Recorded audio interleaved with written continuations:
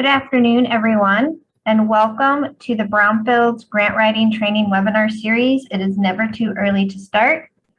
Next slide.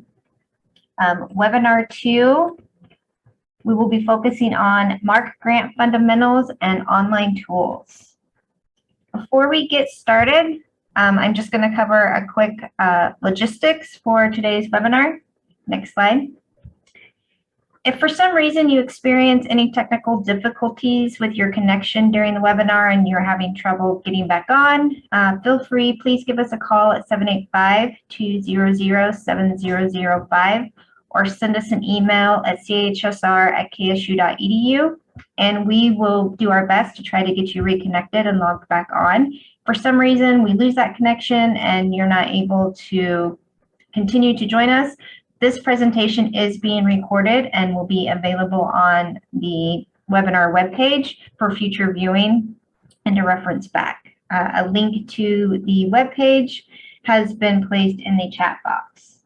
In addition to the recording, all of today's slides are also available for viewing. Next slide.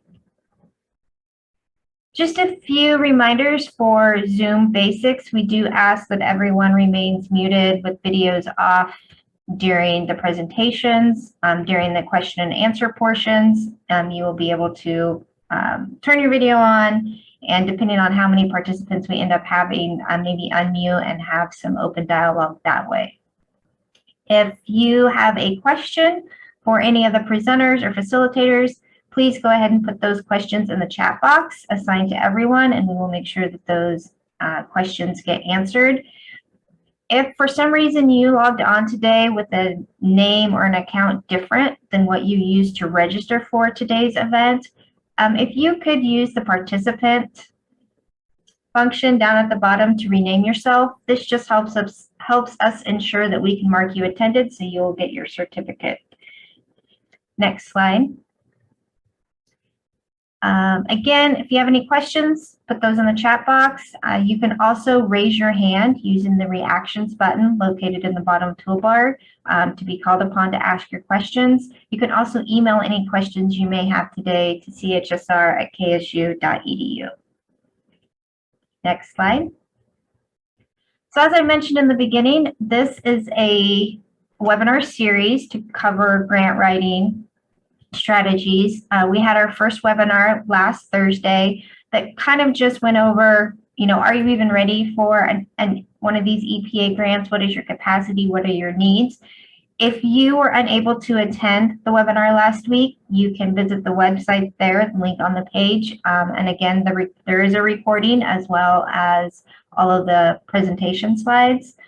Or if you did attend and you just want to refer back to some of those presentations, all those materials are available to you. Next slide. And today we have another very full agenda. My name is Maggie Ballinger. I am the Assistant Director and Regional Manager for EPA Region 8 from Kansas State University Technical Assistance to Brownfields program. I'll be serving a little bit as the moderator and also presenting on our Tab EZ and other resources that we have available. We are also joined today by representatives from the U.S. EPA Office of Brownfields and Land Revitalization. Jerry Minor Gordon English will give us an overview of all the MARC grants available and touch on eligibility and threshold criteria. Kelsey Binder will talk about contractor procurement requirements. Elise Salinas will go over some online tools and resources that are available to explore some of the data that can help you with your grant application. And Sean Vroom, the director from the New Jersey Brownfield Assistance Center at the New Jersey Institute of Technology, will also cover a project outline, things you can do to get started to develop a good project outline for your grant. And then we will end today's session with some final Q&A and a brief wrap-up. So with that, we do have a lot of content today, so I'm going to pass it off to Jerry Minor Gordon English. Keep in mind, there's going to be a lot of information thrown at you today, but like I said, it's going to be recorded so you can refer back to it, and the slides are also available for future reference. So, Jerry. Thanks so much, Maggie. Hi, everyone. Good to see the numbers going up there. So like Maggie said, I'm Jerry Minor Gordon English, and I'm with the Office of Brownfields and Land Revitalization based out of Washington, DC. And I have been leading the multi-purpose assessment, revolving loan fund, and cleanup grant competitions for a number of years. So today, my goal is to just give you a quick overview of these different grant opportunities that our program has. I'm going to focus a lot on what was available in our fiscal year 23 cycle, which applications have since closed back in November, and we're waiting for EPA to announce the results of that competition. But while that competition is ongoing, that's the best information I have to share. And over the summer, we'll have more updates on what our plans are for our next competition, which will be fiscal year 24. So next slide, please. So again, just a quick overview of our programs, and I'll touch on eligibility that was available, that we had written out in our guidelines this past year. I know there are a lot of questions, or at least I have questions about what's upcoming in FY24, and we just don't have that information available yet. But as you're listening to the presentation and you have a specific site in mind, and especially those of you that might be interested in cleanup grant funding, go ahead and reach out to the regional brownfields representative in your area. You can talk about threshold and eligibility issues anytime during the year. So it's never too early to start having those conversations. So definitely reach out to our regional representatives. Next slide. So one thing I can tell you about fiscal year 24 is that we anticipate that the schedule will follow pretty much like every other year's schedule, in that applications will probably be due sometime in the fall. Typically, it's between October, November, sometimes early December. And then around this time next year is when we would announce the selections. Next summer, that's when work plans would happen. That's where you work with EPA to finalize all the paperwork that's needed to award the grant. And then those projects would begin in October of 2024. So definitely check back in with KSU, with EPA on any updates on our FY24 competition. Next slide. Okay, so we'll start off with a general overview. So let's just jump right into it.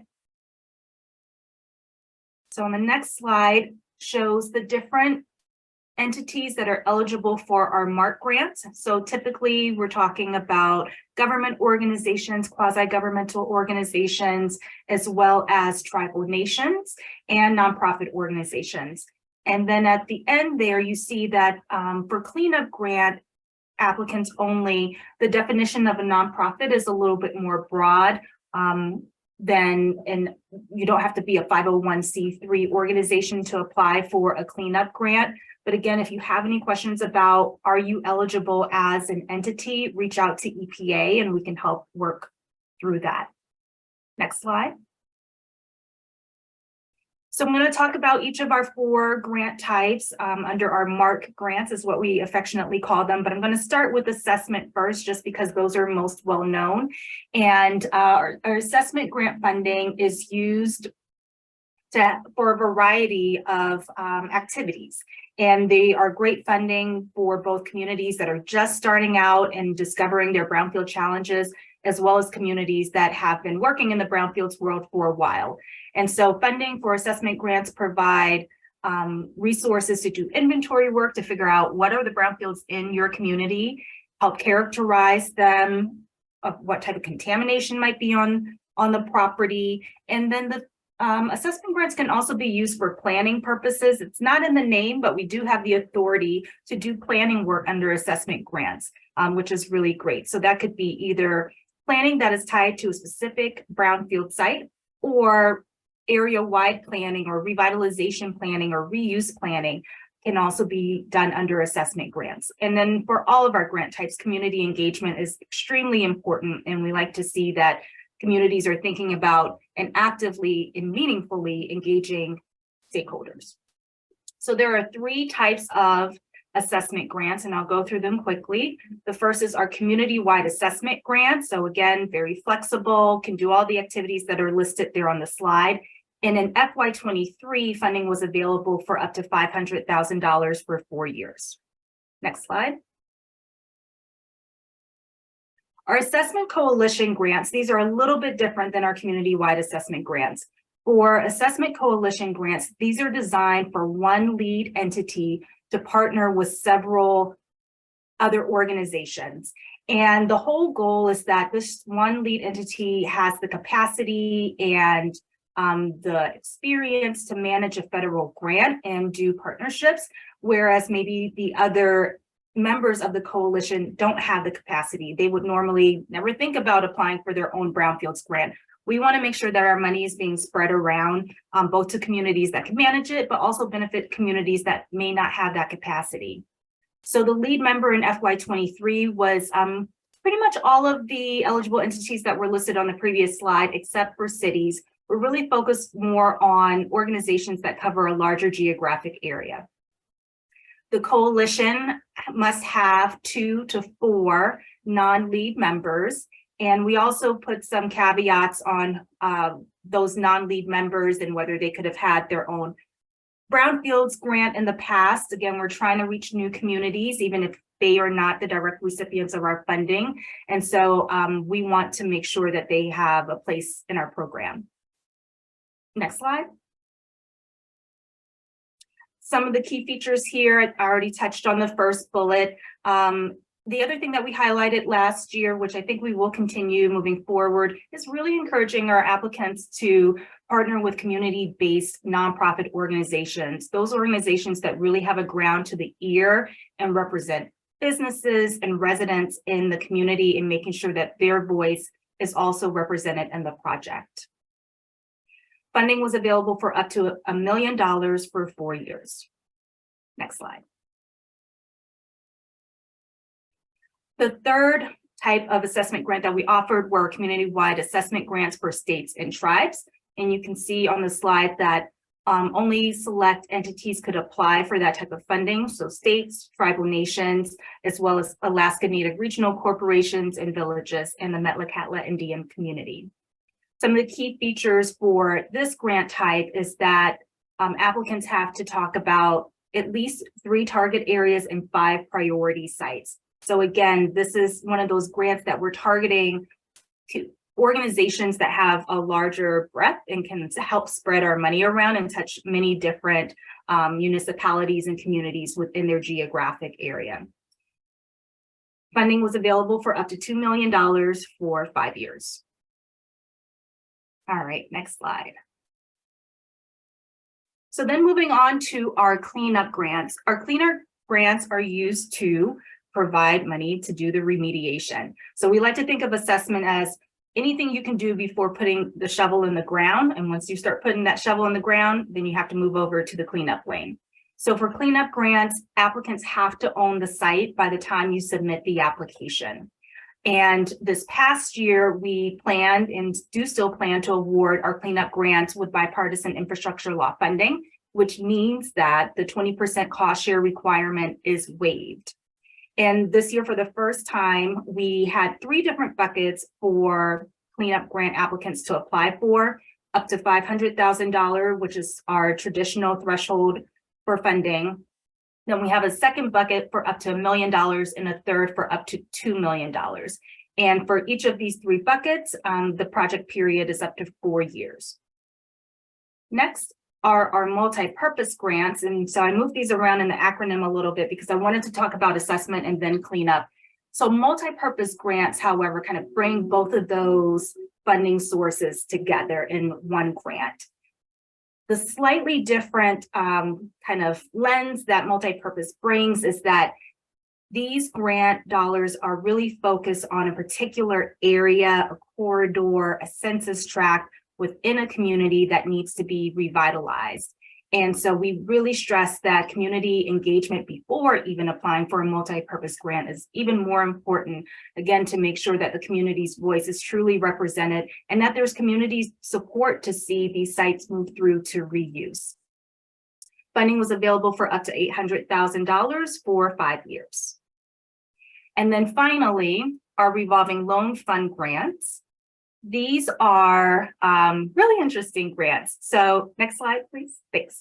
So for revolving loan fund grants, these grants provide funding to a grant recipient, and then that grant recipient in turn loans funds or sub-grants funds to an eligible entity. And so it's a little bit less about an individual kind of project or a certain area. A revolving loan fund program truly is a program that's being stood up. And from EPA's perspective, like these are programs that will continue on for decades in the future. Eligible entities can apply for either as a single entity or as a coalition of entities for up to $1 million for 5 years. And at the bottom here, I highlighted some key points for RLF programs and how they operate.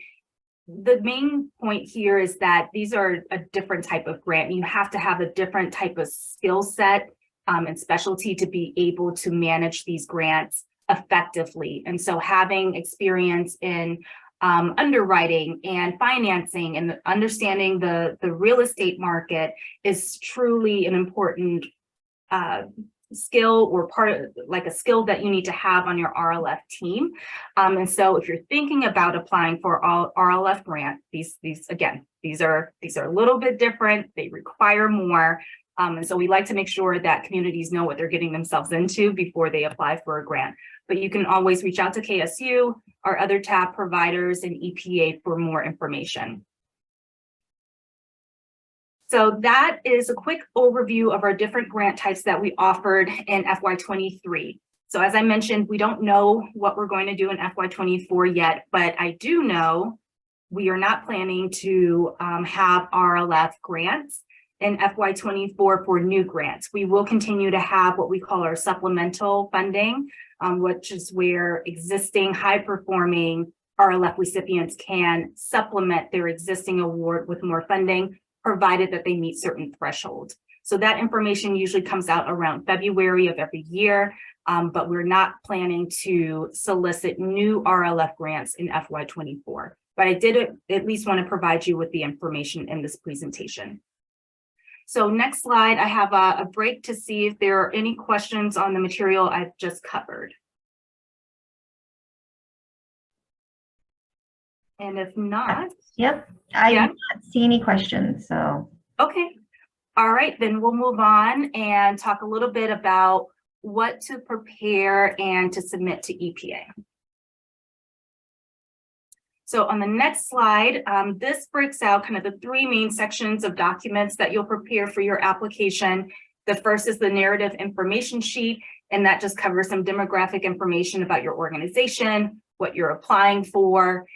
The next are your responses to the narrative criteria. So those are outlined in our guidelines, and those are kind of the meat of your project where you're telling us what do you plan to do with EPA's money.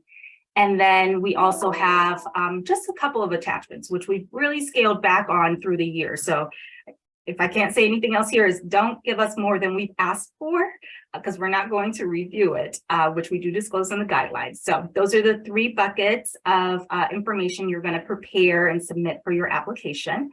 Next slide. This is a slide that we included all of our presentations, and I'm sure KSU will probably talk about it if they haven't already, and I'll just highlight a couple of points here. New guidelines come out every single year. Sometimes they may look the same, they might be slightly different. And so it is so important to read the guidelines for that year for the type of grant that you're applying for. Do not rely on last year's information. If you submit it in a prior year, don't just resubmit your application. Make sure you're updating it with next year's guidelines.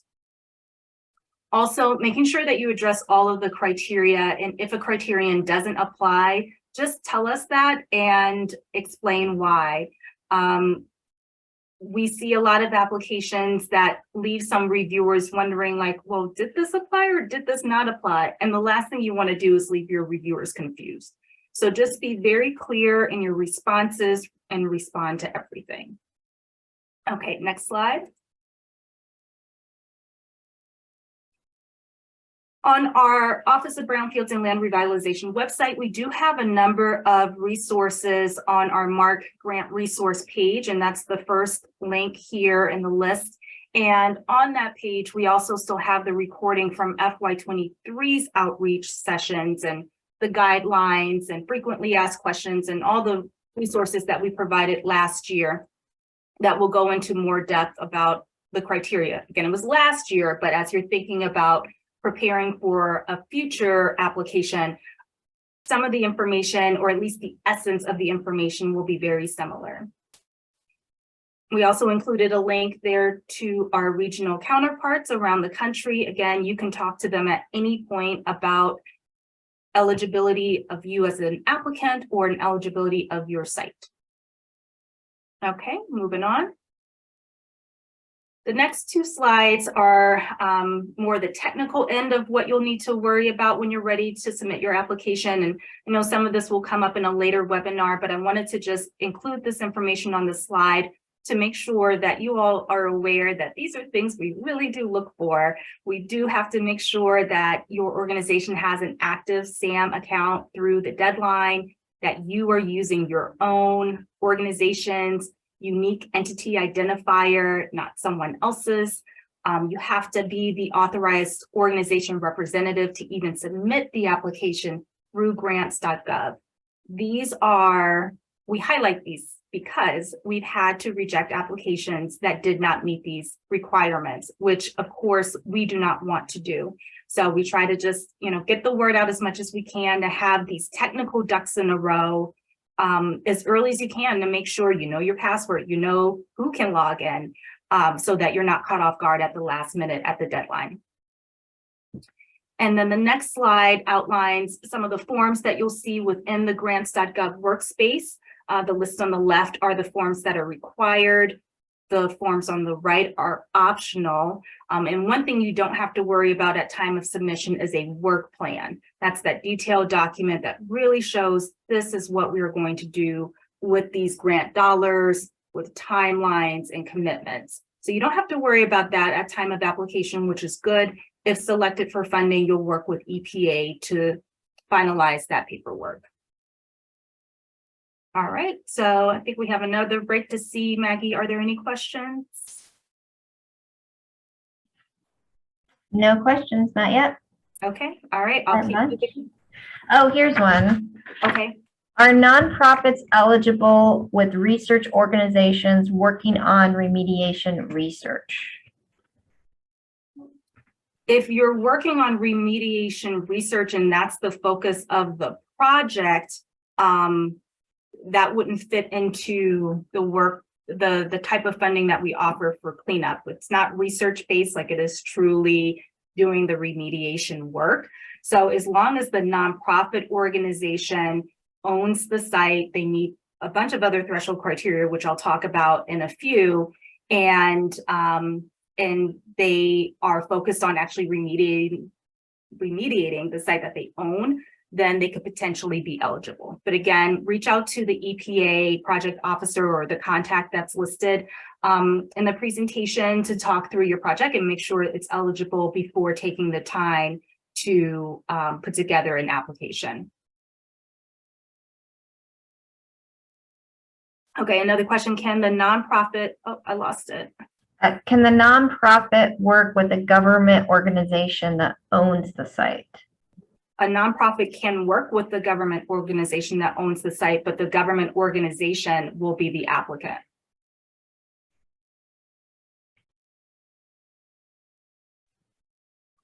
Okay. Okay. All right. So then the next few slides, I'm just going to touch on the narrative information sheet, which is part of your application. And as I mentioned before, the narrative information sheet, next slide, please, is collecting information about you as an organization, and your project is very high level. It's a lot of just data points that we use in order to create our lists and sort and organize. But we do have some specific information that we're asking for. And so I'll just mention quickly for the target area and priority sites on the next slide. Sorry, I'm so used to managing my own slides. Sorry, thank you. On that narrative information sheet, something new that we've started is asking applicants to list the target areas that they talk about in their narrative, in their application, to tell us that up front, just so we can find the information very quickly. And we also ask that if the target area is smaller than a city or a town, for them to also list out the census tract numbers. And we're using this information to meet our Justice 40, well, not meet our Justice 40 initiative, but in order for us to track and see where are our dollars going, are our dollars going to communities that are historically underserved, which is of course the types of communities that we want to support. And so having information about your census tract, where these sites are potentially, helps us be able to track that information more readily. On the next slide, another part of your application packet will be the letter from the state or tribal environmental authority. And that letter states are really comfortable with writing and knowledgeable, because we've been doing this forever. And it's just saying, yes, we at the state or the tribal nation, we are aware that this organization is applying for Brownfields funding. It gives the state and the tribal nations an opportunity to connect with the applicant and talk through their site more. There might be other resources out, well, there are always more resources out there other than the Brownfields grant. And so having that resource and network is very important to the success of these Brownfield sites. So there are some requirements for the letter that are listed out here, which I won't go into detail, but just make sure that if you do apply for funding, you get this letter in enough time that you can include it with your application. And then the last slide in this section is certifying your confidential privileged information. So also on your narrative information sheet, we're asking you to tell us if there's anything in your application that's sensitive that we might need to redact before releasing. And we do typically end up releasing applications either through a FOIA request. And last year we started posting applications on our website, which is what we also plan to do this year. So every application that we get in will be made available for a period of time, usually about 3 or 4 months before the next competition cycle becomes available. So we want to be respectful. And if there's anything that's sensitive in there, one, maybe just don't include it. But if you do, let us know so we can redact it. All right, so we have another pause here. Yeah, I have a question about the state letter. Yes. Is there a time frame or like a date requirement needed for the letter? Not from EPA standpoint. Every state might operate a little differently. So I would just encourage you to reach out early, see if they do have a deadline so that you can make sure you get your request in time. But I'm not sure what that time frame is. I know some smaller states might be able to turn it around in a week. I probably wouldn't push it. I would start a couple of months out and just check in with them and see by when you need to submit the request. Thank you. Okay, how am I doing on time, Maggie? You have 9 to 10 minutes. Okay, all right. Well, this will be fun. The next section is the threshold criteria. This is actually a chunk of information. So I'm going to speed through this, but you have the slides. Again, reach out to KSU, reach out to the other tab providers and EPA if you have any questions about threshold eligibility, because next slide, if you do not pass threshold, you don't make it over the hurdle, then you're out of the race. And we certainly don't want to see that. So my best advice is make sure that next year, if you're applying, review the guidelines carefully, review the guidelines carefully, review the guidelines carefully, and make sure that your responses to threshold are actually in the application. We've had so many applications lately that just didn't include it for whatever reasons. And so that's a problem. So make sure your responses are included. Okay, next slide. I'm going to speed through this. So we have different threshold criteria depending on the grant type. So again, just make sure you're closely reviewing the guidelines to know what is required for that particular grant type. So this is a table from, again, last year for multi-purpose and our 3 different assessment grants. And then the next slide shows the threshold requirements for our cleanup grants. And next slide, please. Thank you. And then for our cleanup grants, as you can see, we have quite a few requirements here. So I do recommend, if you can, look at this past year's guidelines to get a sense of what's going to be expected for next year. That's a great starting point, but make sure you read next year's guidelines. All right, so from the next slide, the first thing we have to do is make sure that you as an applicant are eligible for funding. And so if you're anything but a city, county, tribe, or state, you have to also attach information demonstrating your eligibility. Next slide. For our assessment coalition applications, in addition to the lead member, we also have to make sure that the non-lead members are eligible for funding. So all of those requirements that I talked about in the beginning in terms of the number of non-lead members and if they could have had a grant or not, we're checking all of that during threshold review to make sure that they are eligible. And then additionally, we have to make sure that we have all of the coalition members on board. So they need to either provide a letter that's included with the application stating how they're going to be involved in the coalition, or if there's an MOA or an MOU that already exists, you can include that with the application. Next. For all of our grant types, there is a threshold criterion that speaks to community involvement. So you're really going to talk about this in your narrative already, and you can refer back to your narrative. You can just copy and paste, but as threshold, you have to make a statement on how you are going to inform and involve the community and other stakeholders in your project. And next slide. For our cleanup grants, that community involvement, which we actually call community notification, is a little bit more involved and has more requirements where you have to notify the community at least 14 days before submitting the application, not the deadline, but the application. And there are requirements around what needs to be included in that notification, and you must have a meeting before submitting your application. I always advise, like, this 14 calendar days to me is really not a lot of time to notify the community. That's our regulation, so that's what we go by. But if it's meaningful involvement, you know, it should be involving the community all along. And so don't wait until the last minute. That's my one advice, because again, this is another reason that we have not been able to advance applications in the competition, because they only notified the community for 13 days instead of 14 days. So we don't want that to happen to you. Okay, next slide. So we would like to make sure that we are replenishing our money as much as possible. And we have a lot of repeat successful communities, which is great, but we want to also reach all of our other communities that are in need. So one of the threshold criteria that we have is that for your existing money for multi-purpose, for assessment, not for cleanup or RLF, but you have to show us that you've drawn down at least 70% of the funds already before applying for more money. And then next slide, for our cleanup grants, we also are not able to fund sites that have already received an EPA cleanup grant.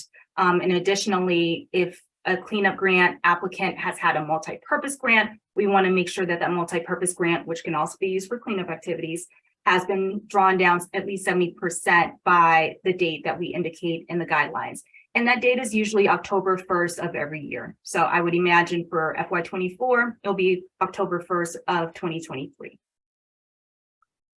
All right, next slide. Also, part of threshold criteria for our community-wide assessment grants for states and tribes, we want to make sure that what we talked about earlier in terms of having a number of target areas, 3 target areas, 5 priority sites, that is actually included as part of the project. So we check that in threshold. And the next slide. For multi-purpose. So multi-purpose, as the name suggests, funds are used for multiple purposes. So you can't pick, do I want to do assessment work or do I want to do cleanup work? You have to do both under a multi-purpose grant. What is a little bit flexible is developing an overall plan for revitalization. And so if your community already has an overall plan for revitalization for the area that you're targeting, then there's no point in using our money to do that. But if you have not done that, then you need to be using our money to do that. So we do want to make sure that all applications meet this minimum requirement. We're also checking that the multi-purpose grant target area is just one target area. And also there needs to be an affirmation that the applicant owns at least one site in that target area that meets the definition of a brownfield site. Now, at least in FY23, we've said you don't necessarily have to address that site later on. I mean, it would make sense that you would, but you don't have to. Okay, next slide. Okay, I'm gonna take a quick breath. So the next set of slides all talk about cleanup, and I'm gonna run out of time. So here's what I'm going to propose to do. I'm just going to talk through it, and let's see if you can just go, let's just stay on this slide, and I'm just going to talk through it really quick. So for cleanup, as I showed on the table, there are a lot of threshold criteria to consider. So we're looking to make sure that the applicant owns the site by the deadline. We're asking for information about the site history, where it is, what's the environmental concerns, what environmental assessments have been done on the site. Does the site meet a definition of a brownfield site? And all of that information tells the story to make sure that, again, this site meets all of our requirements. If we can skip down to slide 39, one of the new requirements that we added last year is a site characterization criterion. And this was added to make sure that sites are ready to go for cleanup. What we don't want to happen is that you've taken the time to apply for this money, you've been selected, we get the grant awarded, and then we get to the site and, oh my goodness, it is not sufficiently characterized. And now we need to take time and figure out where the resources are going to come from to assess the site. So if you could skip through like maybe the next 5 to 6 slides. Slide 39. Go back to. Yeah, right there. Thank you. So one of the requirements we added this year is applicants need to tell us if the site is ready to go. And so I'm not going to go through all of this in detail, but we need the state and the tribal environmental authority as our partner on this. And so if the applicant is a state or a tribal environmental authority, they just need to make a statement on whether the site is sufficiently characterized for the remediation work to begin. If the applicant is not a state or tribal environmental authority, and there is a site that is eligible to be enrolled in the voluntary response program, we're asking for that voluntary response program to provide a letter to the applicant to include in their application that states whether the site is enrolled, which it doesn't have to be, but whether the site is enrolled in the VRP or the VCP, and whether there has been a sufficient level of characterization for the work to begin, because it's the state that's going to sign off on this, not EPA. And then there's a third category for sites that are not eligible to be enrolled in a VRP, and that's where we're asking applicants to provide still a letter from the state or tribal environmental authority to tell us, no, this site is not eligible to be enrolled in our program. And additionally, providing a statement on whether an environmental professional has certified if the site has been fully characterized for the work to begin. So this is new this year. We're going to see how this goes, but this is really important to us, especially as we are moving towards these bigger cleanup grants that are also being funded with bipartisan infrastructure law funding. We have audits coming. And so we want to make sure that none of our recipients are caught up in an audit unnecessarily, and that you have all your ducks in a row and that these funds are being used for their intended purposes and time.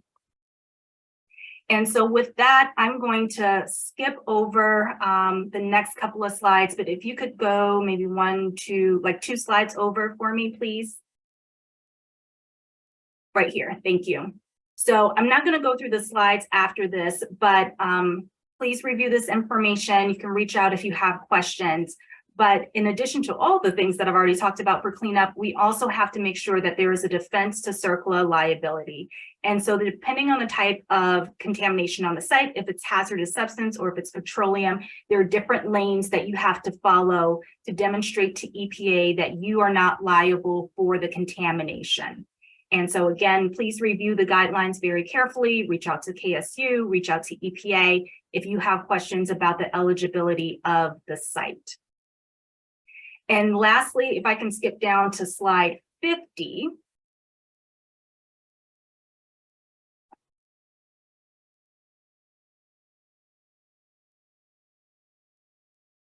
And while you get there, I'll start talking. So this is going to dovetail into what Kelsey's going to talk about in a minute. So one of the other threshold criteria that we have is focused on contractors and named recipients in the application. And so we want to make sure that any contractors that have been procured to do the environmental site assessment work, the remediation work, that they have been procured properly. And there has to be a fair and open competition for any contracts that are over the micro purchase limit of $10,000. Typically, these are going to be like $250,000 plus of contracts, right? And so we want to make sure that you are taking advantage of the full marketplace and that you are following the correct competitive procurement requirements. And so one of the things that we ask for in FY23 is to tell us, have you already hired a contractor? If you have, tell us where you solicited those bids, when that happened, how many firms responded. And like I said, Kelsey's going to get into this a lot more, but this is something that we are highlighting more because we see that there's kind of an educational gap here for our communities. And we want to make sure, again, you're not getting caught up in an audit. And if you are, that you have all your documentation to show that you follow the competitive procurement requirements and all of the terms and conditions of the grant. So with that, I'm going to stop. Oh, I do have one more slide because my boss will say something if I don't. Slide, the very last slide of this presentation, nothing to do with threshold, but I want to let you know that Brownfields 2023 is upon us. We will be in Detroit, Michigan, August 8th through the 11th, and registration is open and the agenda is up on the website. So we hope that you can join us there. So I am going to check to see if there are any questions. And again, I apologize for like speeding through that information, but you have the content in the slides. And on our EPA MARC resource page, we have a lovely in-depth presentation that goes over all of this information recorded. And so you can listen to that at any point. Okay, one question that came in, Maggie, I see the community. Yes, the community meeting must occur after the guidelines are released. Thank you for stating that. Yes, you can't use the prior year's community notification process to apply for next year. We have not allowed applications to move forward for that. So thank you for highlighting that. Okay, I am going to turn it over to my colleague, Kelsey Binder, to talk about procurement. Kelsey. Okay, great. Maggie, how much time do I have? Just get started and I will let you know. All right. I need to check something. So hi, everyone. Thanks again for joining us this afternoon. So for this part of the webinar, I'm going to be discussing competitive procurement under the Uniform Grants Guidance, which I call the UGG. You might hear UGG, and it's not the UGG boots. So next slide, please. So as Jerry said, my name is Kelsey Binder, and I am an attorney in EPA's Office of General Counsel in the Civil Rights and Finance Law Office. I am one of the Brownfields grants attorneys, along with my colleague, Jim Drummond. And just a little bit about my background is that I used to intern with the Office of Brownfields and Land Revitalization when I was an undergraduate with the grants group, and now I'm back counseling them. So next slide, please. So for today, the goal of this session is really to provide you all with information on EPA's policies and practices for encouraging recipients to comply with the UGG as it pertains to competitive procurement. So in the event there's any conflict between the material on the slides and the regulations will always take precedence. And if you have any project-specific procurement questions, please either contact your EPA project officer if you're already in receipt of a Brownfields grant, or your regional EPA Brownfields contact if you're a prospective applicant. Next slide, please. So just a forewarning that these slides are very dense because we want them to be a resource for you. And so I'm going to attempt my best to not just read straight off the slides and rather highlight some of the more important material. But also there's links to everything. So in case you need it, you can click through and find the regulations and read them in person as well. So essentially, with the exception of states, all recipients must comply with their procurement requirements in 2 CFR Part 200 and 2 CFR Part 1500. Part 1500 is EPA's adoption of the Uniform Grants Guidance. States, on the other hand, follow the same procurement procedures as they do for non-federal funds, with the exception of the small and disadvantaged business enterprise rule, the domestic preferences regulation, the recycled materials regulation, as well as the contract clauses regulations, and with the contract clauses contained in Appendix 2 to 2 CFR Part 200. Additionally, states are bound by EPA's disadvantaged business enterprise participation rule. And this will be a really helpful resource, but EPA has a best practice guide for procuring services, supplies, and equipment under EPA assistance agreements. And this is basically EPA's interpretation of the UG. So next slide, please. So with competitive procurement, there are 3 different thresholds. The first threshold is purchases up to the micro purchase level, which is generally $10,000 for most recipients. And in these types of situations, purchases may be made without competition, provided that the recipient distributes purchases equitably among qualified suppliers to the extent practicable and that the prices are reasonable. So this situation normally comes up with purchases of supplies as well as consulting or instructional services, provided that the equitable distribution requirement is met. And so just be aware that a series of $10,000 purchases 4 months in a row with the same exact consultant is really audit bait, and it will raise compliance issues. So please do not do that. Next slide, please. So the next competition threshold is for small purchases. And so those are purchases that are up to the simplified acquisition threshold of $250,000. In these situations, recipients may use small purchase procedures by obtaining price or rate quotations from an adequate number of qualified sources. EPA considers an adequate number of sources to be at least 3 sources.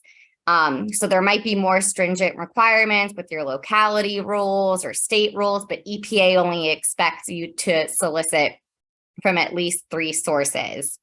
And as well with small purchase procedures, good faith efforts must be made to solicit disadvantaged businesses per EPA's disadvantaged business enterprise rule. So next slide, please. So this is really the situation that comes into play with Brownfields grants for procurements in excess of $250,000. So for procurements for supplies or services in excess of $250,000, recipients must either advertise for sealed bids or publicly solicit competitive proposals. So sealed bidding is pretty rare with Brownfields grants. However, it might come up with remediation. And so that's appropriate when detailed specifications are available and selection is based principally on price. Otherwise, competitive proposals are typically used for professional services and in the Brownfields grant program. So with competitive proposals, the rule is that cost and price must generally be used as a selection factor in evaluating proposals. Qualifications-based procurement is quite rare with the Brownfields program, and it does not apply to assessment-related activities. Specifically, qualifications-based procurement may be used when acquiring services that can only be provided by a licensed architectural and engineering firm, such as when state or local law requires it. Next slide, please. So does anybody have, I'll stop here for a second and see if anybody has any questions about the competition thresholds or the competition requirements. I do not see any questions. Okay, great. So kind of the next subject with procurement under the UG is sole source contracts. And so generally you should not be having any sole source contract whatsoever. And so what this means is when you, as sole source, is procurement through solicitation of a proposal from only one source. And it's very rare that this comes up and should not be happening, but when it is allowed is when the item or service is only available from a single source. If there's a public exigency or emergency for the requirement that will not permit a delay resulting from competitive solicitation, the awarding agency or pass-through entity authorizes sole source, or competition is just determined inadequate. And so this really should only be coming up with copyrights, patents, or equipment maintenance agreements with manufacturers. And just note that EPA will not approve sole source contracts for goods and services that are readily available in the commercial marketplace, including contractor or instruction services provided by individuals. And also the fact that a contractor prepared a proposal does not justify a sole source contract for that entity to perform the work. So next slide, please. And kind of along this line, and something that's really, really important to look out for is improper procurement practices. So it's really just worth reading this straight from the regulation, but in order to ensure objective contractor performance and eliminate unfair competitive advantage, contractors that develop or draft specifications, requirements, statements of work, or invitations for bids or requests for proposals must be excluded from competing for such procurements. So some examples that might give off the image of an unfair competitive advantage or restrictive of competition include if a contractor provides you sample language or templates, and then they're also planning to bid on those services included in the sample language or templates that they give you that you use for the RFP or RFQ. Also, just accepting any assistance whatsoever from a contractor in preparing requests for proposals or requests for qualifications if that contractor plans to compete for the resulting contract. It's very, very, very important that you do not accept any assistance whatsoever if that contractor wants to prepare on the resulting work from the RFP or RFQ. Additionally, imposing unreasonable competition requirements, including requiring firms to have experience with Brownfields grants. That might limit the potential pool of applicants who have similar experience, but just not with EPA Brownfield grants specifically. And then you can also see just some other examples that are restrictive of competition as well in the slide. So next slide, please. So does anybody have any questions about the UG requirements or improper procurement practices or sole source? I have a question, and we get this a lot. What is it acceptable if an entity follows proper procurement procedures to hire a contractor to, say, write their grant application, and then upon award, and they write in the procurement or in their RFP that if they get the award, that contractor then gets the work? Is that an acceptable practice? So kind of, but what we really call it is dual procurement. So in the RFP, which would have to be, so assuming that it's over $250,000 for the grant application and writing services, the potential applicant or recipient would have to advertise that in the initial RFP for grant writing services as well as grant implementation services, which that would be okay. But it can't just be they're getting hired for the grant writing services and then then you're going to hire them contingent on that, if that kind of makes sense. So you can have a consultant prepare both your application as well as do the grant implementation services, but you need to advertise for that up front and allow all different types of consultant to bid for that.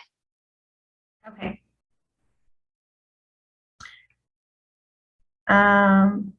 Here's a question. Clarification for assessment grants. So are you saying for assessment grants, the grantee cannot issue an RFQ, but only an RFP? So for assessment grants specifically, because of the all appropriate inquiries rule, the types of firms who can conduct assessments are not limited to licensed architectural and engineering firms. There's a broader range of firms that are able to conduct assessments. So unless your state or locality has a requirement saying that you need a licensed architect or engineer to perform the assessment work, then there should not be a request for qualifications. It should be request for proposals with cost considered. Okay. Does that answer your question?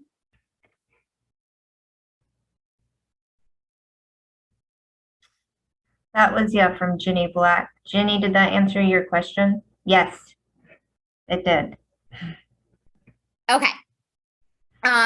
So now I'm kind of going to switch gears and touch upon things that you should consider when you're preparing a request for proposals or a request for qualifications. So this would, just really helpful information that like you should follow because it's consistent in trying to digest some of the information that's contained in the UG. As well as EPA's adoption of the UG and the disadvantaged business enterprise rule. So one thing to consider and that you must do is make good faith efforts to solicit quotes from disadvantaged business enterprises as required by EPA's disadvantaged business enterprise participation rule.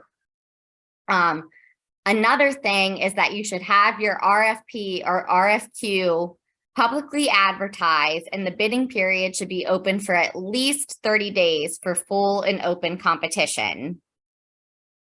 Next slide, please. Another thing to consider is competing smart, which EPA recommends. So what does this mean? Recipients should consider the use of multi-year contracts with broad scopes and options when investing in a competitive proposal process. So this can mean covering different types of Brownfields grants or just different types of EPA grants in general with just one multi-year contract and options. So if you choose to do this, then cost or price analysis must be done in advance and profit must be negotiated as a separate element for each contract in which there is no price competition. So next slide, please. So here I'm just going to discuss a little more about option contracts, but EPA really recommends including options in the request for proposals or request for qualifications that will allow the same contractor to conduct work under current and future grants. If you do choose this, then you must request updated cost information from the contractor to determine if there is a change in rates and to ensure that new price for services is reasonable. Additionally, you must verify any price increase is reasonable by using information available online or other types of sources to conduct a market survey. And so here in the slide, we've also just provided some language about how you can write that you want to use an option contract. Next slide, please. Another thing for preparing your RFP or RFQ is that you must have weighted evaluation criterion when you're going through and selecting a contractor, and you must document the rationale for selecting the contractor. So just a little bit more about the weighted evaluation criterion, but I think a link will be posted to these slides, back to Jenny's question in the chat, but EPA recommends that reasonableness of cost price proposal is at least 25% of the total percentage of the weighted criterion. And as to how you evaluate the reasonableness of cost or price and when you should do it, it should be evaluated at the same time as the other factors for all of the bids, or only evaluated for the 2 or more top scoring bids when multiple bids are received. And the reason that we emphasize so highly and that you consider cost or price is because we want you to get the best value for your dollar and the most advantageous offer. So next slide, please. So this slide just includes an example of how you can use the evaluation criterion. So you could do percentages, or you could do a point system with highly advantageous to unacceptable. It's really your preference, but you just really need to consider cost reasonableness as well. And also you can see with this as well that it's not just limited for, requesting prior experience for brownfields grants specifically. It's experience and capacity of the project team and the personnel, or demonstrated experience in addressing contaminated properties. So kind of broader criterion. Next slide. So this is kind of something to consider after you've received the bids, or in this case, just one bid. But if you only receive one bid, you must negotiate profit as a separate element of the contract. And so how you do this is by asking the contractor to disclose its profit rate as part of the negotiations. And you, as the recipient, should exercise judgment as to whether the profit rate is reasonable by using either your prior experiences or research. This also applies to qualifications-based procurement for A&E services where price is not a selection factor. Next slide, please. So just some other reminders that if you do select a contractor that is not offering the lowest price, you must document the rationale and basis for the contract price. And if you do this, then you might be required to provide this documentation to EPA's grants management officer. Next slide, please. So this is a lot of information about federal procurement. And so we do also have a lot of good places where you can find other resources as well besides these slides. And also if you want to prepare an RFP or RFQ, because you should not be asking a contractor for assistance with this if that contractor prepares to bid on the RFP or RFQ. So you can search online yourself for RFPs or RFQs. You can go to an existing Brownfields grant recipient and ask for a copy of their documents. The Office of Brownfields and Land Revitalization has also just published a new guidance on competitively procuring a contractor, which talks about a lot of these points. If you're a current Brownfield grant recipient, you can contact your EPA project officer, or you can go to your tab community provider as well. Next slide, please.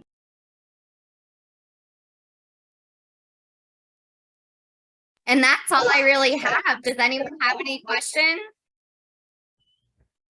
And you are doing great on time. We have about another minute. So yeah, does anybody have any other questions for Kelsey?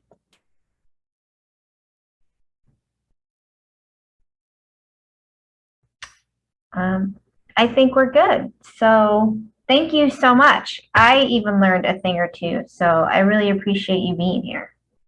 Yeah, and it's a lot of dense information, but really the heart of this is that you need to have full and open competition. And it's very rare circumstances where you should not. But otherwise, I am now going to pass it on to Sean, who's going to discuss good project outlines. Okay, can everybody hear me? Yes. Great. Okay, well, thank you, Kelsey, and good afternoon, everyone. My name is Sean Vroom, and I'm the director of the TAB program here at the New Jersey Institute of Technology. And it's a pleasure to be presenting today. I'd like to thank KSU and Maggie for inviting me to participate. So as mentioned, I'm going to be going over developing some of the early elements of a Brownfields project outline.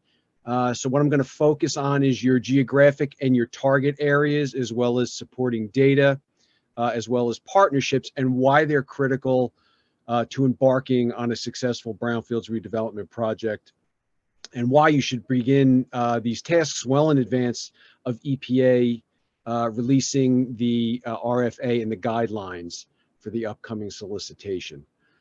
So just for clarification, I'm only going to be providing an overview of these topics to emphasize their importance, as subsequent webinars in this series are going to be covering them in more detail. Next slide, please. So as a project outline, it serves as a guide, throughout the brownfields redevelopment process, which is illustrated on this slide. And obviously, it's something that you develop during the early planning stages of that process, particularly prior to applying for EPA Brownfields grant. The outline may vary slightly from project to project, but they are all basically similar. And they'll serve as your brownfield redevelopment roadmap, assisting you engaging progress and strategizing where to bring resources, both technical and funding in nature, to bear during the project's lifetime. It's also critical in maintaining project continuity, as these brownfields projects typically take a little bit longer than an average real estate redevelopment project, and staff and elected officials come and go. It's good to kind of have this base that you can continually go back to. I should also mention that your project outline is also going to serve somewhat as a basis for your EPA project work plan should you be awarded a brownfields grant. Next slide, please.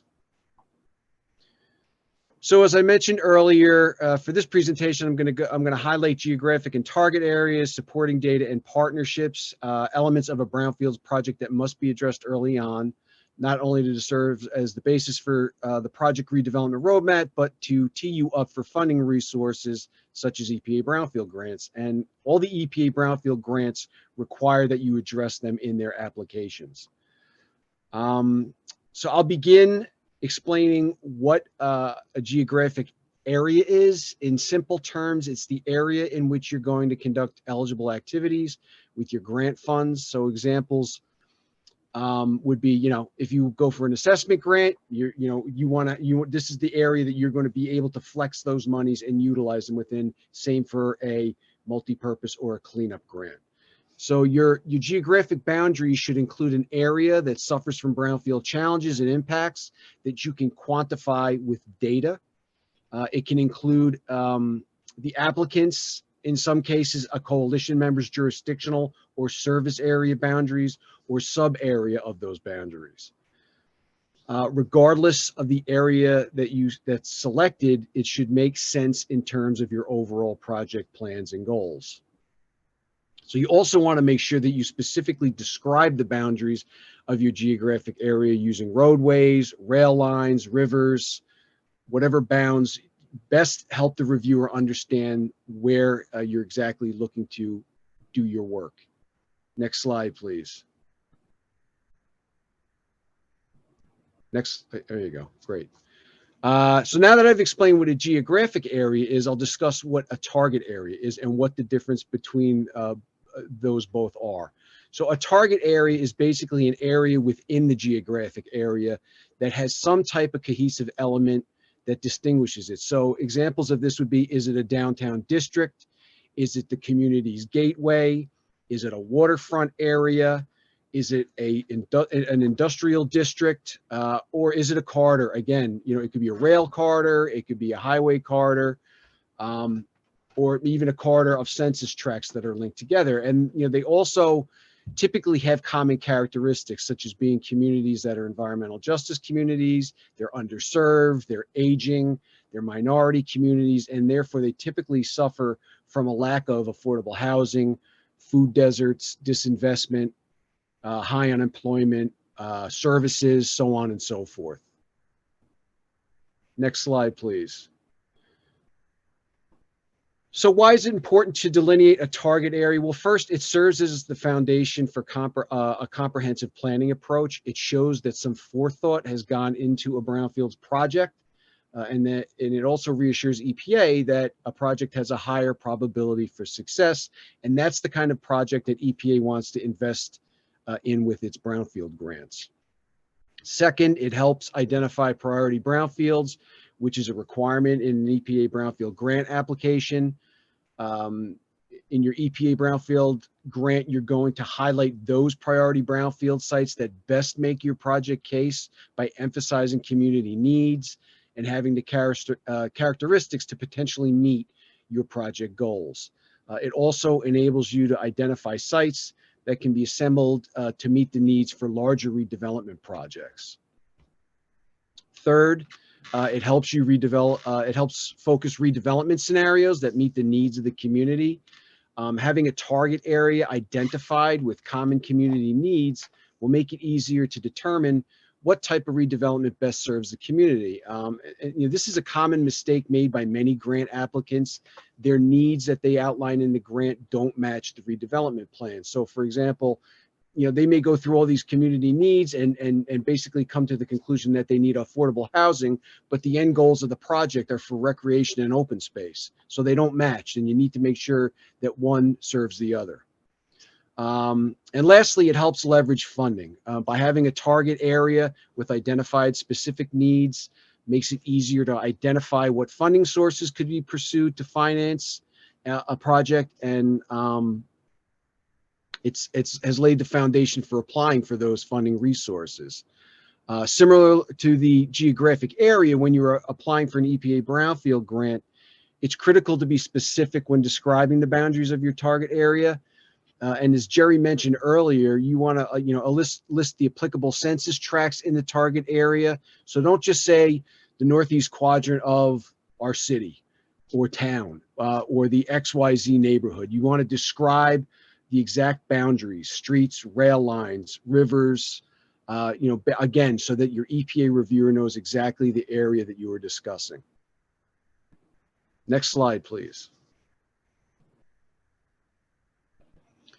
So how does data play into the determination and description of your target area and priority sites? Well, for starters, it's critical in establishing community need.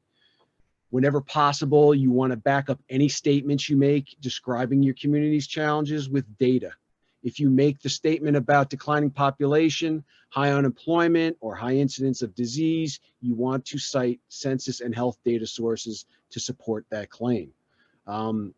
It supports project goals by defining the community needs and therefore informs potential redevelopment types. And then again, the needs should match the project goals. It also plays a role in defining the exact boundaries of your target area to have a more competitive EPA Brownfields grant application. So what I mean by that is, if extending the boundary of your target area would enable you to include a census tract or tracts that has data associated with it that makes a stronger case for community needs, again, higher unemployment, at-risk populations, lack of services, then you'd be wise to make that adjustment in your target area boundary. So adjusting the target area boundary may also enable you to include brownfield sites that would also make strong candidates for priority sites in your application. Remember that the sections of the EPA Brownfield grants that this information would be included is where you want to show your community in the worst light possible. And I know that's kind of counterintuitive. Most people want to focus on the better parts of their community, but for the purposes of an EPA grant, you want to do the opposite. Next slide, please. So there are several sources of data that you should consider to identify and support your target area. I won't go through all of these listed here. I know that Elise is going to talk about some of these sources as well when I'm finished. But I'd like to mention three that are very useful for a high-level identification of areas that suffer a disproportionate level of environmental burden. And they are EPA's EJ Screen, EPA's EnviroFacts, and CJEST, which stands for Climate and Economic Justice Screening Tool.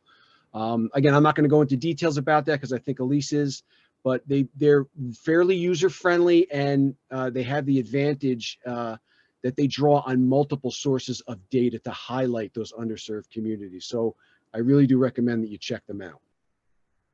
Next slide, please.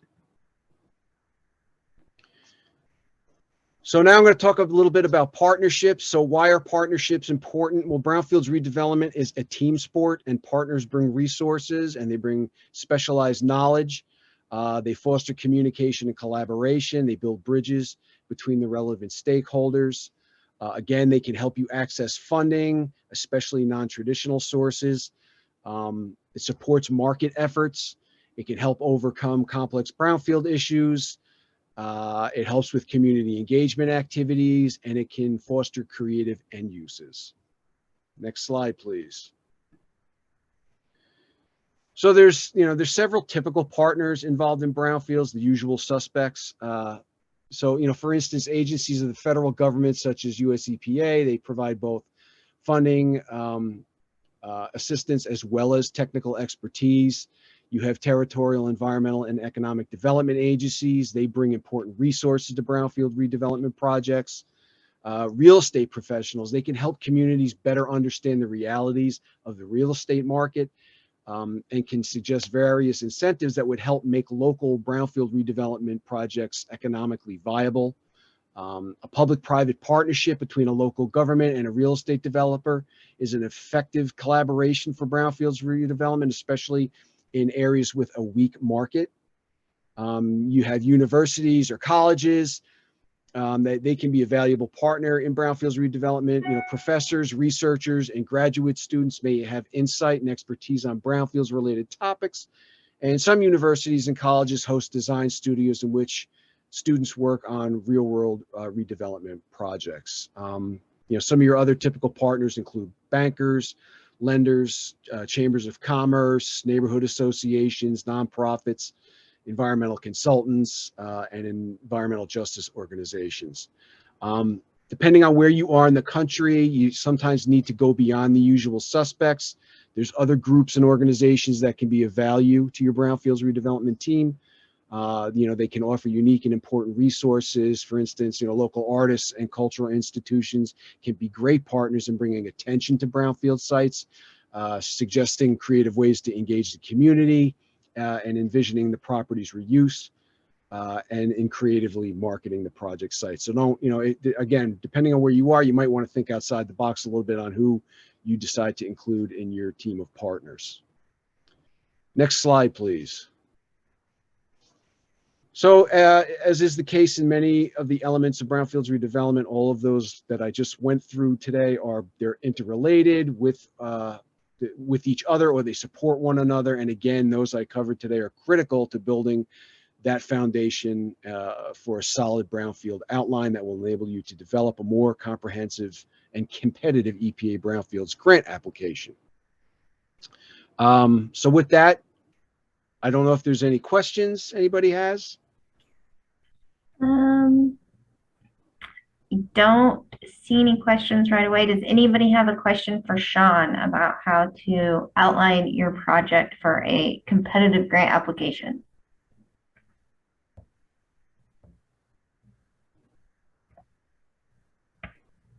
Nope.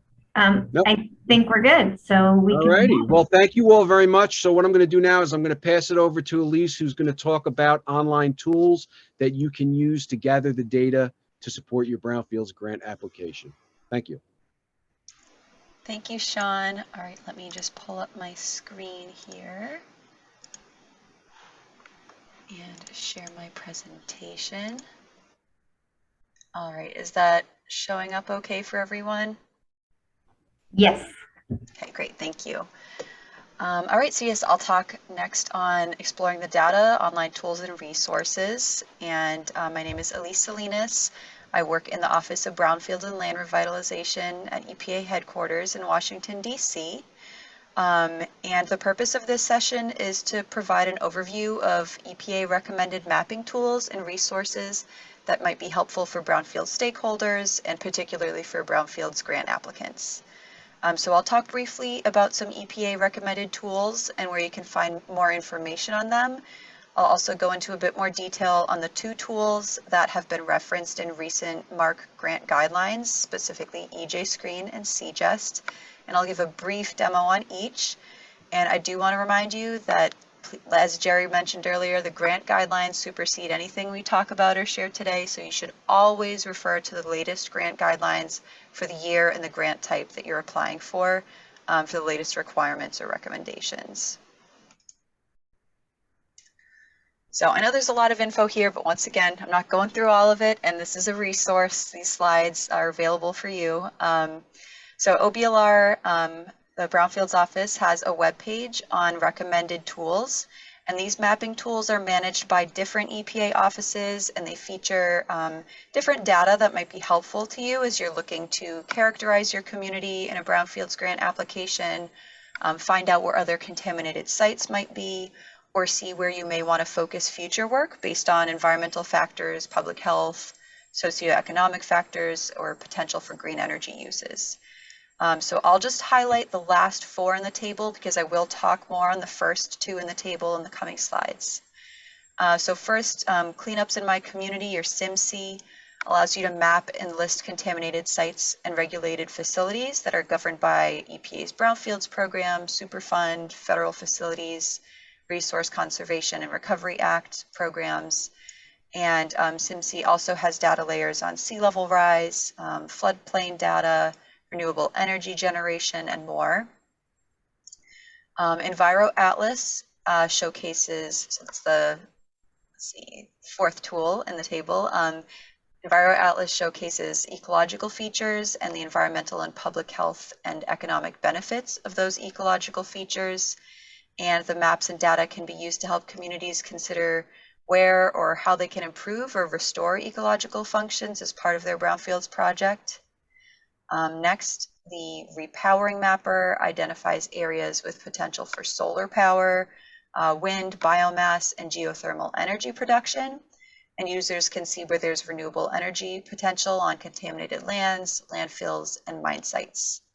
And lastly, the underground storage tank, or UST finder, provides a national picture of UST facilities and leaking UST or LUST sites and their relationship to populations, flood risks, private domestic wells and source water areas, and users can import additional data layers and export facility information for use by other software programs.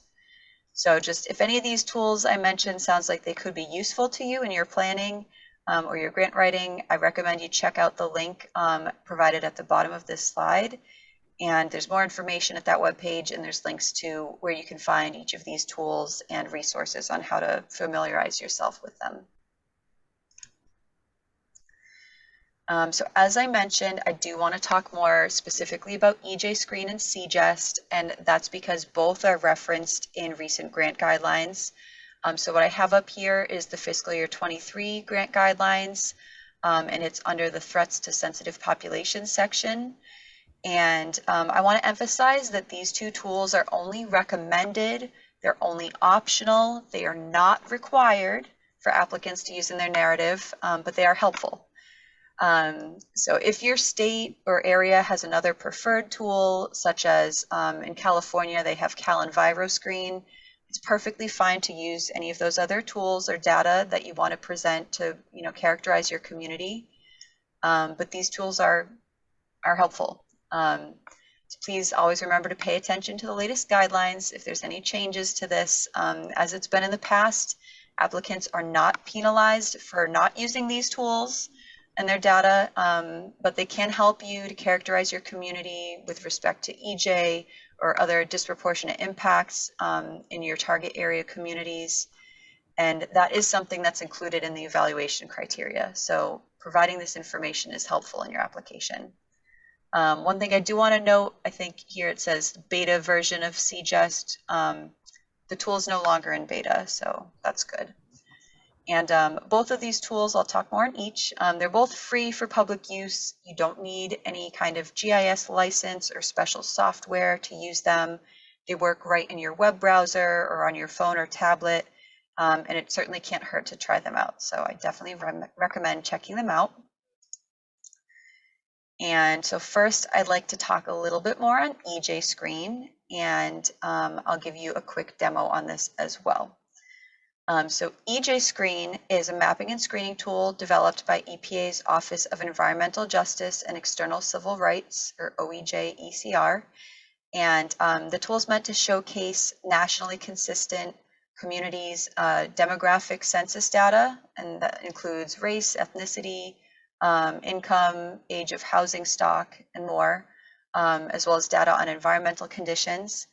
And this environmental data includes indicators such as air toxics, particulate pollution, regulated facilities, and other environmental information that is associated with exposures and environmental health risks.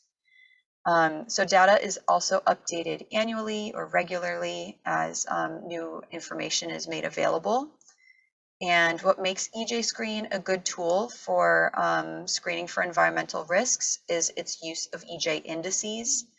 So specifically, there are 12 environmental indicators, which are combined with low income and people of color data. And EJ Screen uses census block group level data. A lot of other tools use census tract level, or even farther up in terms of geographic area. And the tool uses percentiles to help users interpret the information they're seeing. So the EJ indices map out basically how an environmental indicator intersects with demographic data, and then it will rank locations to tell you the percentile that that census block group is in. So against the state or the entire US. And I'll show you what that looks like in a moment. And I've been told before that if you can use Google Maps, you can use EJ Screen, and I do think I agree. It's an easy tool to familiarize yourself with, and there are tons of resources to help you learn to use the tool and interpret the results. For example, there's a user guide, tutorial videos, and EPA's OEJ-ECR hosts regular office hours and live training events on EJ Screen. There's definitely a lot more you can do with the tool, but if you're just a basic user trying to get information for your grant application, it's pretty easy to use. So I'll go ahead now and turn off my presentation and show you what it looks like. So if you come to EPA's EJ Screen webpage linked in the slides, and then click here under Launch the EJ Screen tool, it'll bring you to the map. And once it loads up here, you can see the EJ indices that I mentioned are on the left-hand side. So if you ever wanted to click through each of these indices, you can see them visually on the map.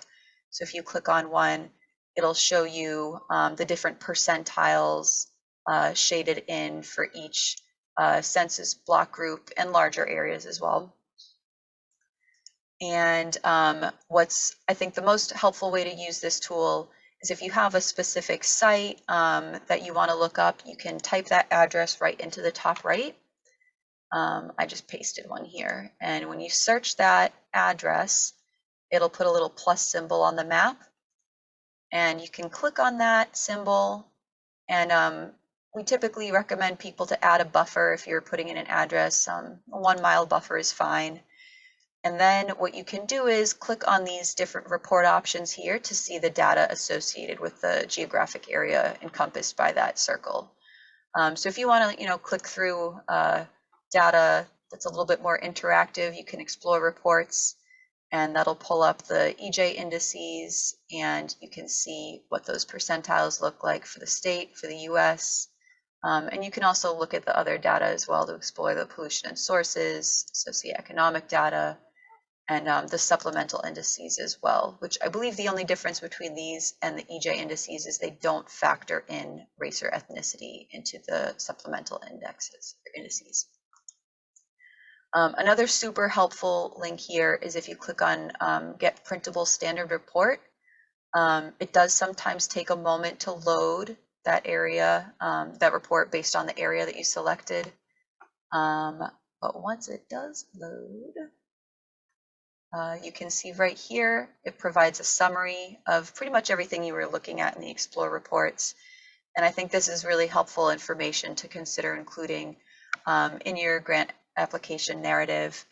And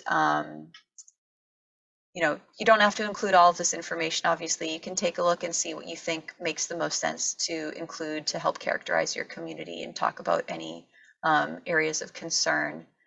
But yeah, so that's just a quick look at EJ Screen. There's definitely a lot more advanced ways to use EJ Screen, or if you or your team has a mapping guru, I encourage you to check out the resources I mentioned, and they have more information on how to download data, and you can do a lot more with it too. But I think this is the basic, all that you really need. Elise, before you get out of there, we did have a request. Can you choose a census tract? Yes, you can. So I hadn't planned on sharing that. Hold on a sec. So I do want to say I provided a link in the slides to a recorded demo that I did for the last grant cycle. I'm not sure if I'll be able to remember how to do it quickly. I think what you can do, places, I think it's under places.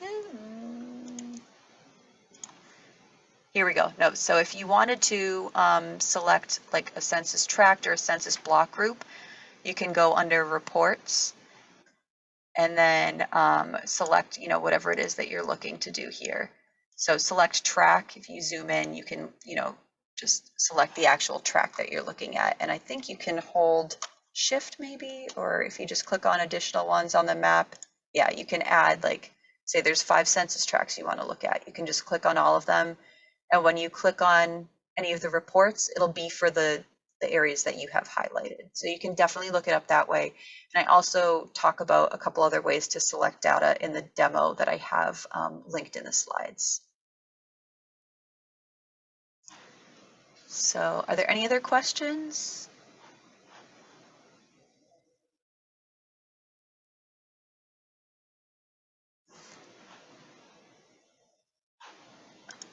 Can you create tables or download the associated data created in EJ Screen to GIS or spreadsheet tables?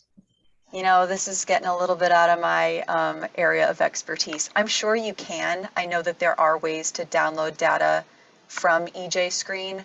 I am not a mapping guru, so I will say I'm not entirely sure how to direct you how to do that, but I do believe that the resources provided on EPA's website, there's plenty of resources on technical information, how to download EJ Screen data. So I'd recommend that you check out the website and see what they have to say. And the office hours and trainings that the OEJ ECR hosts, also really helpful and great way to reach out and ask for any assistance related to that.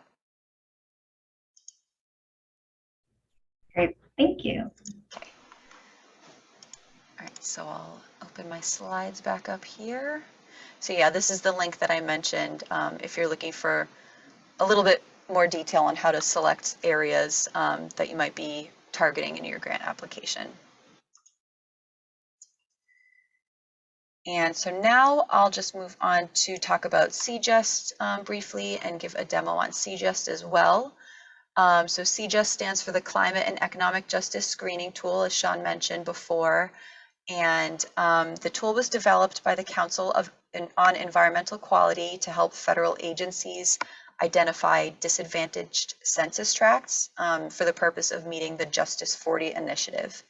And that initiative seeks to deliver 40% of benefits from federal investments to disadvantaged communities. So this tool was developed for a very specific purpose, and it's pretty easy. I think it's even easier to use than EJ Screen. And it's also an interactive map, and it uses data sets that are indicators of burdens, and they specifically look at 8 categories, being climate change, energy, health, housing, legacy pollution, transportation, water and wastewater, and workforce development.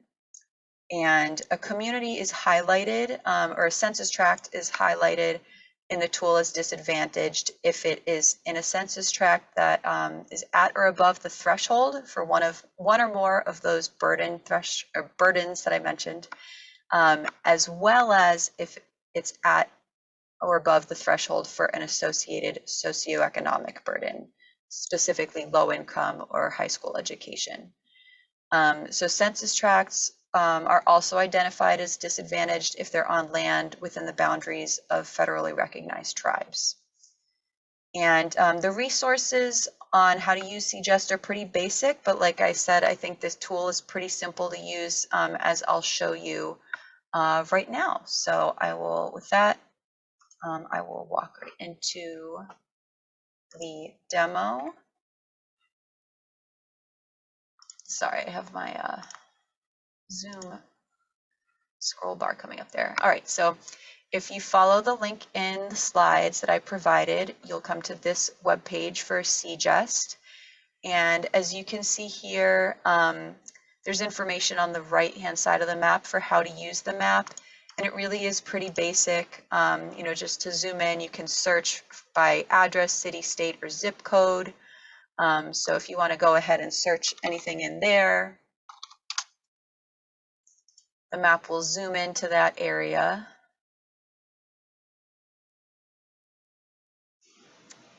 And everything in CJEST is at the census tract level. So it's not as specific as EJ Screen that's at the block group level. But as you can see, any of the areas that are shaded, those are census tracts that are identified as disadvantaged. So if you click on any census tract, it'll say yes or no. And if you want to, you know, delve into the data a little bit more, you can see which burden area is triggering that disadvantaged designation in the tool. So it'll show you right there. And basically that's pretty much it. This tool is pretty basic to use, but there are ways you can download the data as well if you're interested. I believe under methodology and data, there are ways to download. I think you can download for the entire country. You might be able to also focus that in on, you know, specific states or counties or cities or whatever it is that you're looking for. So yeah, I definitely invite you to explore this tool.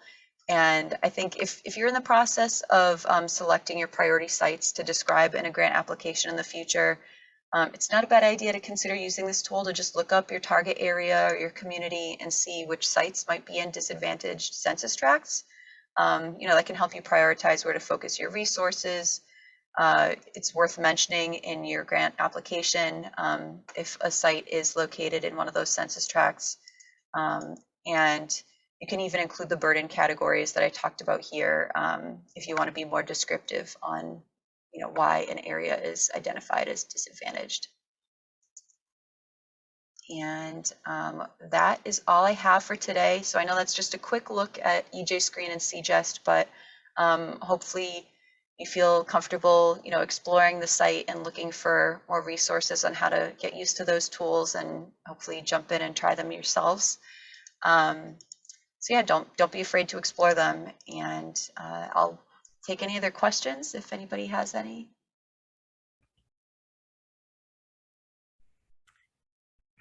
No other questions right now. All right. All right, well then I'll turn it back over to Maggie. Thank you all. Thank you, Elise.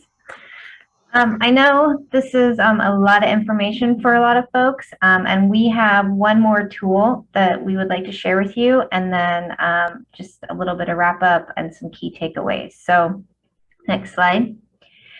So we, the TAB program, KSU TAB, have what we call the TAB EZ grant writing tool that helps generate templates for the US EPA Brownfields Multipurpose Assessment Revolving Loan Fund and Cleanup grants. And so right now we're just going to take about 12 minutes and watch a little tutorial video of how you can use TAB EZ to get started with your grant. Next slide, and then you can, I think, pull up the video. Greetings and welcome to a tutorial of the TAB EZ grant writing software tool intended to streamline the grant writing process for US EPA Brownfields grants.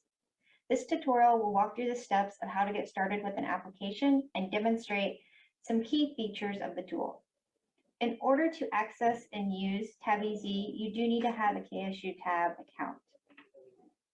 To register for an account or to log in with an existing account, visit our website at ksutab.org and click on the login button in the upper right-hand corner. Here you will be able to register for an account if you are a new user, or if you are an existing user, log in with your existing email and password. Once logged in, you can access Tab EZ through our online tools drop-down menu. This is the homepage of Tab EZ. It includes a brief description of the tool, explains how you can get started, and also includes some helpful links here as you are working through Tab EZ. If you are an existing user of Tab EZ and you have drafted applications in the past, your homepage might look something like this. Either way, whether you're a new user or an existing user, to start a new grant application template, you want to click on the button, Start New Grant Application. Here you will be asked to select the type of grant application that you will be submitting, and you will want to give it a unique identifier specific to the grant you will be submitting an application for. Save and continue. Once your grant application is created, you will be directed to the overview page. This overview page just provides some additional written instruction for utilizing Tab EZ, as well as providing some helpful links to the grant guidelines, some FAQs, and some contact information. Please note that Tab EZ is updated each year when the grant guidelines are released. Currently, Tab EZ is configured for calendar year 2022, fiscal year 23 grant applications, as the guidelines for fiscal year 24 have not been released yet. You can continue to configure your application by clicking on Application Configuration over here on the left-hand side. These application configuration questions are just kind of a check for you on eligibility, and allows you to put in some required information. For example, the amount of funding that you will be requested, the type of contamination that will be addressed through funding. There are some additional eligibility threshold requirements that you will need to meet if you will be using any of your grant funds for petroleum versus hazardous substance, or if you're doing both. You also want to make sure that you're eligible to apply for the grant funds by selecting from the list of eligible entities. In this case, I had selected a community-wide assessment grant. Per the guidelines, there are some additional eligibility criteria to be eligible to apply for this type of grant, meaning that if you have an active EPA Brownfields grant or multi-purpose grant, you need to be able to demonstrate 70% drawdown of those grant funds. So this is just a check to remind you that you do meet that requirement. If for some reason you have not drawn down that 70%, when you go to save your configuration, you will receive a notice that there could be a problem with your grant application. Don't fret. This is just, again, kind of a helpful, useful check on some of the eligibility criteria, and you can contact your regional coordinator for more information. Or if it was a mistake, you can simply come up here, correct the right selection, and resave your configuration. Once your application has been successfully configured, you can move on to generating content and addressing the grant criteria using the outline that is generated on the left-hand side. And you can see it starts with the narrative information sheet, where you type in your applicant identification, who you are. For the type of funding requested, you will see that the figure auto-populates from the grant configuration that we had. And you can just continue to address each of the criteria by following the outline here. For example, you will see that under the project area description plan for revitalization target area brownfields, if you click on this subsection, we have a description of the grant criteria for this section. We also put the evaluation criteria. So here you have both the what you need to address and how it will be scored during the grant review process. And down here in a text box is where you write your own language to address the criteria for your particular project. And save and complete. You'll notice upon saving and completing that this little circle over here becomes full. These are just guidelines to, again, help you keep track of which sections in the application you have addressed within tab EZ and which ones are remaining to be addressed. Let's say that you are in the process of identifying some brownfield sites. And you need to come back to it because you still need to figure out some information. That's perfectly fine. Just hit save, and then you'll notice that the circle over here is only half full.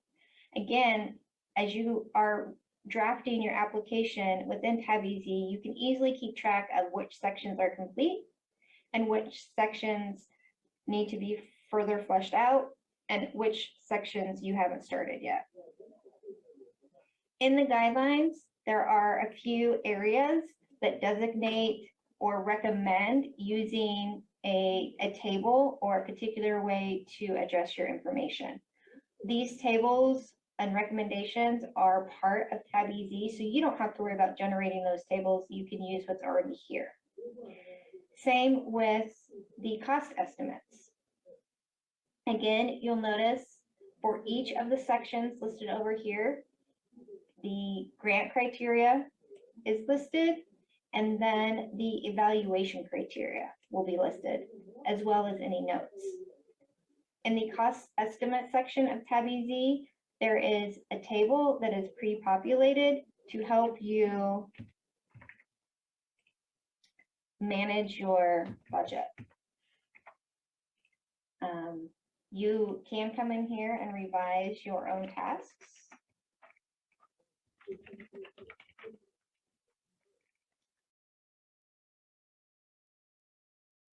As needed. You can add rows, you can add columns, and again, when you are complete, you can save it, or if you're still in the process of developing your budget, just simply save it and moving on. A couple of other key features to note within tab EZ is this add comment feature. So let's say that you are working with a collaborator on your grant application and you want to leave a little note, letting them know that, let's say you're finished with this section. You can save it here. And so then the next time Dana logs in, she can see that, oh, Maggie finished this section on this date at this time. You can also view all section revisions made and who made those revisions. So let's go down to here, view section revisions. It shows that Maggie made some entries on this date, on this time. And this are the revisions that were made. And so now you may be wondering, well, how can multiple people work on the same grant application? Under the Overview Setup tab, you can select this Manage Participants. Manage Participants allows you to add collaborators for your grant project. So if there are multiple people working on a grant project, you can do so within tab EZ, add participants, and then everybody can be working on the same application at the same time. You can designate whether or not approvals are required for content changes by participants. What this means is whoever sets up the grant application and configures it is the owner of that application. If you would like allow others to make edits, you add them as participants. If you want to make sure that you review and approve any edits before they are saved and completed, you just mark the yes button. And so what that means is if somebody is drafting in a particular section and they were an added participant and you want to have approval for them, this, even if they save and complete it, this little button or this little circle over here will only remain half full. Once you have completed addressed all the criteria, all the relevant sections that were generated based on your application configuration are full, you can export to Word. You can export just particular sections of your grant application, or you can export the whole thing.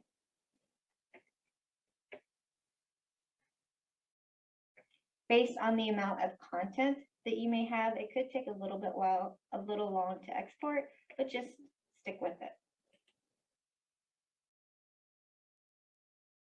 And then here you can see is the application.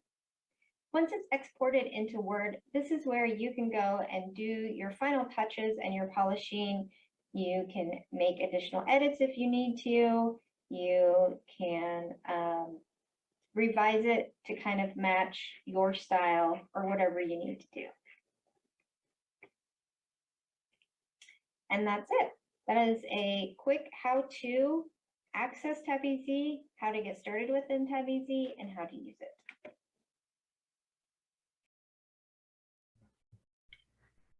Okay, so yeah, that was a very quick overview of Tab EZ. If anybody ever has any questions, you can reach out. This link is available on, of course, with the resources.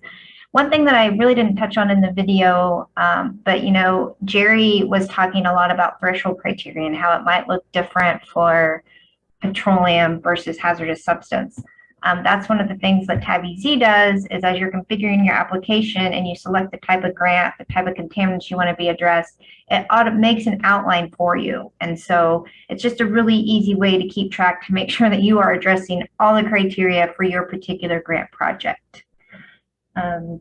Some additional resources that Tab offers, all Tab providers offers reviews of your grant application. So as you're drafting your grant application, you can reach out and we can conduct reviews for you. On our website, we also maintain all of the grant resources. So when the guidelines come out, EPA has a great website. We also put them on our website. It'll include all of the guidelines, the FAQs. We also include example grant applications that have been successful in the past. We can also host many workshops and webinars. If you are getting started early and you want to talk about grant strategy, about either your project, or you need to engage that community and you need help facilitating some of that engagement, reach out to your Tab provider. We can help you with those type of activities. Next slide. Another useful tool for grant preparation or just your Brownfields programs in general is called the Brownfields Inventory Tool. It's an online data management tool that's free to use for anybody. And it's just a way for you to keep track of all your Brownfield sites and track them as they go through the redevelopment process. It's available online, so you can pretty much access it anytime that you have access to, I guess, Wi-Fi, the internet. We are also in the process of developing a mobile app that you can use on mobile phones and tablets, so you can take it with you anywhere. It is password protected, stored on private third-party servers, so you own the data, you have control of the data that is put within BIT. Next slide. We also have what we call the Brownfields Community Capacity Assessment. If you are wanting to evaluate whether or not you have the capacity within your community or within your program to manage a Brownfields program, this is a useful tool that you can use to help evaluate that. It's a self-evaluation or grade card that lets you evaluate where you're at in leadership, where you're at in partnerships, where you're at in the redevelopment process. These are all key areas that really need to be in place to have a competitive grant application, as well as just to establish and manage a good, strong Brownfields program. So if you're interested in completing one of these assessments, reach out. We can help you with that, with the intent that you can then keep track of your progress and measure that over time. Next slide. So TAB, Elise, Jerry, Kelsey, you've heard it a lot today. TAB, reach out to TAB, reach out to your TAB providers. There are 6 TAB providers that provide these services all across the US, and they're all listed here. So find the TAB provider that's provides services within your region and reach out, and they can help you with not only Brownfield grant development, but other Brownfield grant program strategies. Next slide. And as we wrap up here, we're going to be opening it up for any final Q&A, but I just want to thank everybody for participating in today's webinar. And we really want to hear from you, what you liked about the event, what you like about the series, if there's things that you've learned, things that you would like to see in the future going forward. Please take a few minutes to complete this feedback survey because we really do take this information and try to make improvements or provide other education and resource materials to you guys going forward.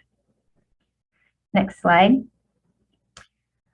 So this is a webinar series. We started last week. Today was webinar 2. Next week, Thursday, May 4th, same time, we will take a deep dive into the project area description and plans for revitalization. So if you are thinking of applying for one of these grants, and you have the time, I encourage you to stick with us for the next several series, because the next series will look at each of the grant sections based on the fiscal year 23 guidelines, and really take a deep dive into what you really need to draft competitive application. Next slide. And webinars 4 through 6 will occur on May 11th, May 18th, and May 25th. The May 11th webinar will take a deeper dive into EJ Screen and the CJEST tool, as well as a couple other tools. So as you're needing to develop your community need story and you're wanting to pull some of that data, plan to join us again on May 11th. We will use what Elise shared with you as kind of a baseline and then really dive deep into those tools. And not only how can you pull the data out, but then how can you incorporate those into your grant applications. All of the resources from last week's webinar, today's webinar, future webinars are available on the website, and there's a link there at the bottom of the slide. Next slide. And here's contact information for all of the speakers today. Please do not hesitate to reach out to any one of us with questions. And we do have about a minute left of scheduled time. If anybody has any additional questions, you can put those in the chat. You can raise your hand and we can call on you. We have a small group, so I don't mind doing a little bit of verbal Q&A.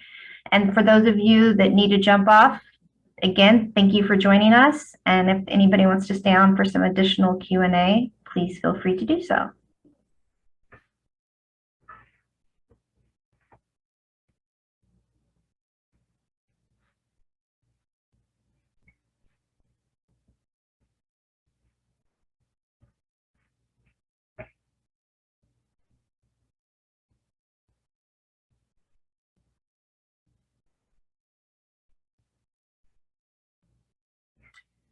Okay, it doesn't appear that we have any questions. So again, speakers, thank you so much. It was very informative. I know that was a lot of information. I really appreciate it.